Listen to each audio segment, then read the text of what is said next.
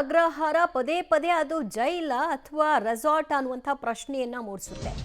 ಮಾನ್ಯ ಗೃಹ ಸಚಿವರು ಈ ಸುದ್ದಿಯನ್ನ ನೋಡಲೇಬೇಕು. ಪರಪ್ಪನ ಅಗ್ರಹಾರದ ಜೈಲಿನ ಕರ್ಮಕಾಂಡ ಹೇಗಿದೆ ಅನ್ನೋದಕ್ಕೆ ವರದಿ ಇದು.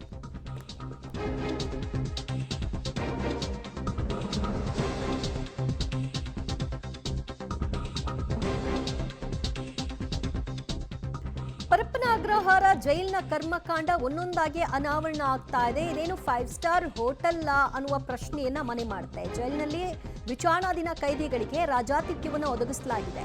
ಮಾನ್ಯ ಗೃಹ ಸಚಿವರು ಪರಪ್ಪನ ಅಗ್ರಹಾರದಲ್ಲಿ ಆಗ್ತಾ ಇರುವಂತಹ ಬೆಳವಣಿಗೆಗಳನ್ನ ಗಮನಿಸಬೇಕು. ಅವ್ರಿಗೆಲ್ಲ ಫೆಸಿಲಿಟೀಸ್ ಇದೆ.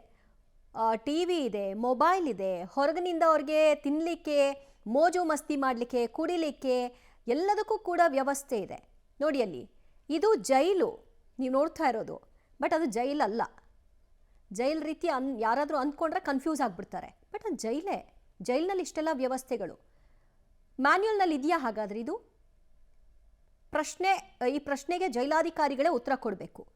ಪರಪ್ಪನ ಅಗ್ರಹಾರ ಜೈಲು ಕೈದಿಗಳ ಪಾಲಿಗೆ ಮನಪರಿವರ್ತನೆಯ ಕೇಂದ್ರ ಆಗ್ತಾ ಇಲ್ಲ, ಬದಲಾಗಿ ಮೋಜು ಮಸ್ತಿಯ ಕೇಂದ್ರವಾಗ್ತಾ ಇದೆ.